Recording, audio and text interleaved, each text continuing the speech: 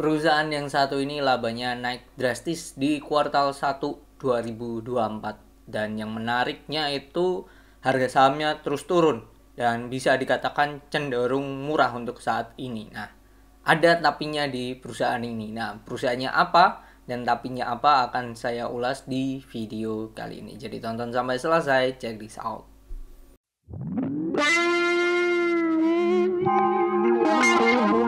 PT Integra Indo Kabinet Tbk atau kode sahamnya WOOD. Nah, ini termasuk perusahaan barang rumah tangga, syariah, dan indeks-indeksnya. Oh, ini termasuk perusahaan yang jual furniture ya. Jual furniture, kalau kita lihat profil, ini perusahaan didirikan 89 ya, berbahan dasar kayu, manufaktur untuk produk sederhana. Dalam pengembangannya, perseroan bergerak dalam 3 bidang usaha: konsesi hutan, manufaktur pengolahan mebel berbahan kayu, dan trading yang dikelola melalui 7 entitas anak, bla bla bla. Hingga 2020 jumlah karyawan mencapai 2000 tersebar di seluruh Indonesia. Sejak 2015 memproduksi sofa, dipasarkan melalui merek Festival, membuka toko retail Kana, dan mengerjakan proyek hotel. Rangkaian produk perseroan antara lain full assembling furniture, Knockdown Furniture, dan Building Component. Itu ya. Nah, ini perusahaan IPO 2017 harganya di 260 waktu IPO. Dan sekarang harganya saat saya take 238, jauh di bawah saat IPO. Dan ini perusahaannya menurut laba 2021 udah bagi dividen 6,5. Dan ini nanti RUPS kemungkinan di Juli ya. Di Juli berdasarkan laba 2023 belum. Laba 2023 itu di 97. Tapi kalau lihat laba 2022 capai 178 aja, mereka nggak dibagi dividen. Nah, ini besar kemungkinan nantinya RUPS juga nggak bagi dividen gitu. Nah, ini kita ulas ya. Labanya naik dari 2024 kuartal 1 bandingkan 2023 kuartal 1 itu naik ya. 42 M, sebelumnya 26. Jadi 42 kurangi 26 naik 16 miliar ya, atau naik 61%, termasuk besar ini. Oke, kalau kita lihat finansial ya, perusahaan dari segi PI-nya tuh di 49. Ini termasuk murah kalau lihat historikalnya. Terus kalau kita lihat di PBV, nah ini yang sangat menarik menurut saya. PBV-nya di 0,49 ya. 0,49 bentar. Nah, ini bandingkan kuartal 1 0,49, bandingkan sebelum-sebelumnya ini termasuk labanya paling murah. Kalau kita lihat harga pun, nah ini cenderung turun ya, bahkan di bawah harga IPO gitu. Tuh, itu sisi positifnya. Ditambah Stockbit menilai harga wajarnya tuh di 2,2 T. Kalau kita bagi dengan jumlah lembarnya 2296 dibagi dengan 6,44, hasilnya adalah harga wajarnya 356. 356 kurangi harga sekarang 238 itu 118, atau terdiskon 33%. Nah, ini kayak saya akan ulas apa yang membuat labanya naik dan juga apa tapinya naik di perusahaan ini. Ini laporan laba ruginya ya, laporan keuangannya dari Wood. Kasnya 200 miliar ya. Ini dalam mata uang rupiah, oke. Juta miliar, 200,9 miliar. Naik tipis dibandingkan akhir tahun yang 200 miliar aja. Oke. Di sini persediaannya lumayan gede, 2,8 T. Jadi kita lihat ya, kas dan juga persediaan. Kasnya kita cek, persediaan di note 7, kasnya di note 4. Nah, ini kasnya dimana depositonya itu setara kas deposito, ini nominalnya ya. Kecil, nggak besar. Kalau kita hitung 97 tambah 1 ya 98. Tapi hampir 50% dari totalnya ya. 49%. Ya, 49% deposito berjangka, imbal-hasilnya 2,4%. Kalau kita bandingkan dengan tahun lalu, ya ini depositonya turun ya dibandingkan tahun lalu. Oke, dibandingkan akhir tahun bahkan. Ke bawah persediaan note 7 ini persediaan 2,8 triliun. Oh, yang naik itu manufaktur ya. Jadi ini 1,4 T bahan baku dan pembantu, sebelumnya 1,5 turun tipis, dan ini barang dalam proses nih naik 675 M, sama barang jadi 643 ini turun tipis bandingkan tahun lalu. Oke, itu ya. Itu untuk kas dan namanya persediaannya. Nah, ini hutang berbunganya. Nah, ini termasuk gede. Mereka punya hutang berbunga ini, utang bank dan lembaga keuangan bank 1,5 T, tambah utang obligasi 400 M, tambah sukuk mudharabah ini 97 M. Nah, ini aja kalau di total ya, ini berbunga semua ya, harus membayar imbal hasil lah. Tambah 407 tambah 97. Ini aja udah 2 T. Belum ditambah ini utang bank lembaga keuangan bukan bank 102 M. Tambah 102 M. 2,1 T. 2,1 T buat kasnya 2 nggak kuat ya, nggak kuat. Jadi ini PR-nya 2,1 T. PR dan ini dalam jangka pendek ya. Nah, ini kurang dari 1 tahun. Nah, ini PR-nya di situ untuk put-nya sendiri. Nah, untuk utang jangka panjangnya ini masih ada obligasi 249 sama utang bank 300, under 1 T lah. Masih under 1 T, tapi di PR-nya di jangka pendeknya. Nah, itu ya. Kalau berdasarkan keuangan di sini, saya menilai kesehatan perusahaan ini agak PR dalam jangka pendek. Itu aja sih yang membuat saya merasa oh ini memang murah, tapinya di sini. PR-nya di situ. Nah, tapi kalau ini kondisinya sudah bersih, udah sangat mereda dan bisa terkontrol, oke banget perusahaan. Oke, itu. Terus ekuitas. Oh, kalau kondisinya seperti ini, bukan tidak mungkin mereka akan mengambil hutang ke bank lagi terus untuk membayar ini ya. Itu refinancing. Itu bisa aja dilakukan oleh perusahaan ya caranya. Kayak ekuitas punya saldo laba yang belum ditentukan penggunanya itu 1,1 T. 1,1 T. Oke, nah ini pendapatannya ya. Pendapatannya tadi setelah kita hitung naiknya kan lumayan ya. Bisa dikatakan 60%. Tapi secara omset ini naiknya cuma tipis ya. Naiknya cuma tipis. Omsetnya ini cuma 641 M. Ya. 641 kurangi 633 bagi 633. Naiknya hanya 1% loh. Kecil banget ini.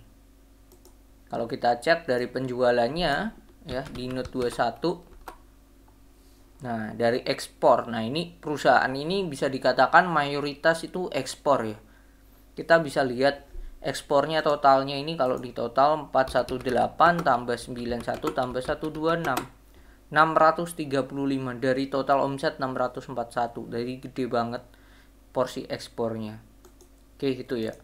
Dimana building komponen 418 naik drastis dari tahun lalu hanya 220. Setup ini turun dan knockdown ini turun. Jadi murni dari molding komponen yang naik, lainnya turun. Untuk ekspornya, untuk lokalnya, nah ini lokalnya building komponen 1,4 M, sebelumnya 5,3 M. Setup 1,9 M, sebelumnya 8,4 M. Knockdown 1,8 M, sebelumnya 5,9 M. Jadi bisa dikatakan untuk lokalnya sendiri ini turun drastis, sangat drastis sekali. Kalau tahun lalu lokalnya sendiri penjualan di dalam negeri itu bisa menyumbang 28 miliar. Kalau kita bandingkan dengan total omsetnya itu 4%. Meskipun kecil ya, 4%.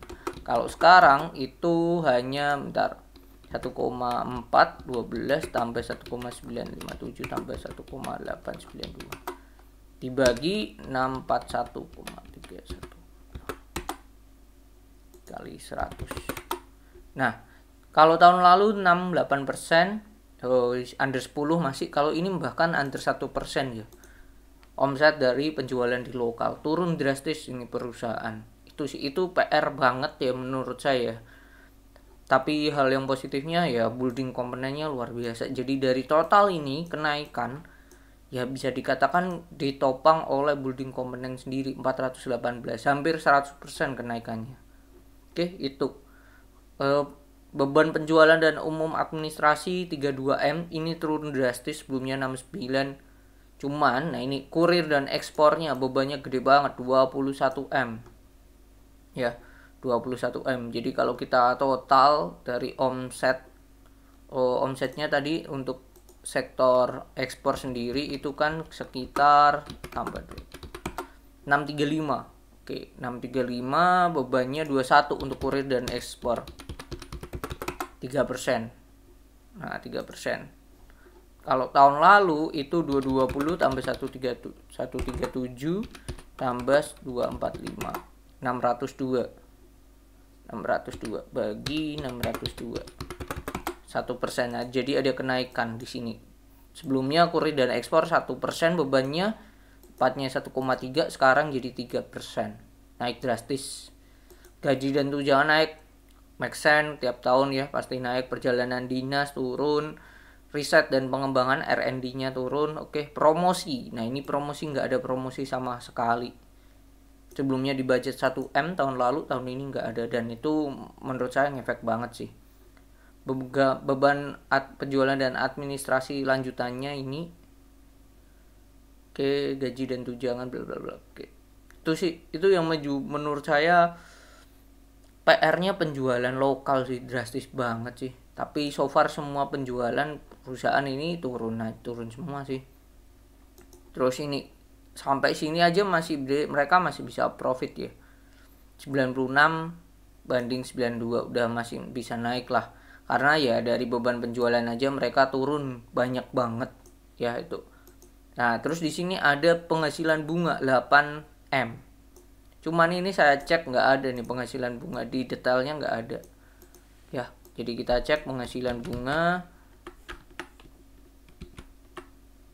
Nah, penghasilan bunga di sini di note berapa, dari mana aja nggak ada nih. 8, ini nggak bisa kedetek. Nah, kita copy. Nah, ini nggak ada sekali, nggak ada di mana penghasilannya dari sub apa, nggak ada. Satu itu. Terus ditambah di sini ada yang menarik, yaitu laba dari selisih kurs bersih 9M. Sebelumnya rugi 6M. Nah, ini kita keluarkan aja.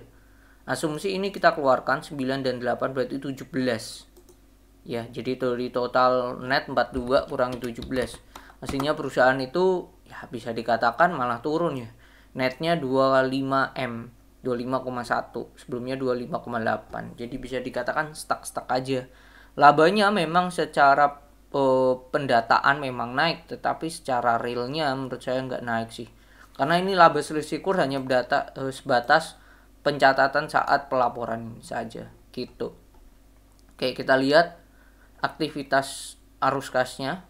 Aktivitas operasi 82M turun drastis ya, sebelumnya 2,4T. Wow.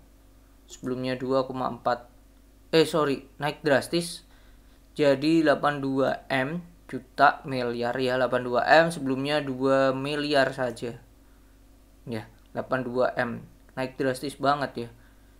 Ini dari 500. Nah, ini beban pembayaran kas 300 doang, terus di sini 100. Terus dapat penerimaan pajak 10M yang membuat efek. Aktivitas investasi mereka keluar 27M. Sebelumnya hanya 280 juta. Mereka berinvest di aset lain-lain 25M, gede banget. Dan beli aset tetap uang muka DP 1M. Oke. Terus aktivitas pendanaan mereka keluar 24 miliar.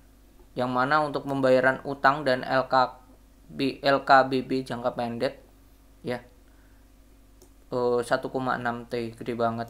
Terus dia dapat perolehan utang lain-lain 200M tambahan. Jadi ini so far memang buat bayar hutang 24M. Sebelumnya bahkan bayar hutangnya 216M. Harusnya 200-an ini. Karena mereka dapat injek dapat 200. Jadi bisa dikatakan kalau 200 dikeluarkan ya mereka keluar lebih dari 224M, bahkan di atas dari tahun lalu. Gitu. Nah, ini ya PR-nya di situ. Jadi secara keseluruhan kalau saya melihat di sini memang labanya turun, harganya turun terus, cuman PR-nya yaitu di pengendalian liabilitasnya. Kalau pengendalian liabilitasnya terutama utang berbunganya udah oke, Wood menurut saya menarik untuk dikoleksi, untuk bahkan untuk long. Karena kondisinya sudah sangat murah gitu. Poinnya di situ. Tapi poin catatan lanjutannya adalah ternyata dari sektor bisnisnya sendiri, nah ini juga mendapat tekanan ya. Di lokal mereka juga tidak itu, ya di ekspor mereka cuman dari satu penjualan lini bisnis, lini usaha menurut saya yang oke ya, yaitu building component. Lainnya mengalami penurunan yang drastis. Jadi banyak PR di Wood, cuman memang kondisinya saat ini sudah murah. Tapi tidak menutup kemungkinan perusahaan ini akan lebih murah lagi. Jadi itu yang bisa saya bahas tentang Wood, perusahaan yang menurut saya ini labanya naik ya. Cara perhitungan memang dan juga harganya memang murah. Tetapi, nah ada tapinya tadi sudah saya bahas. Semoga bermanfaat dan see you on the next video. Bye bye.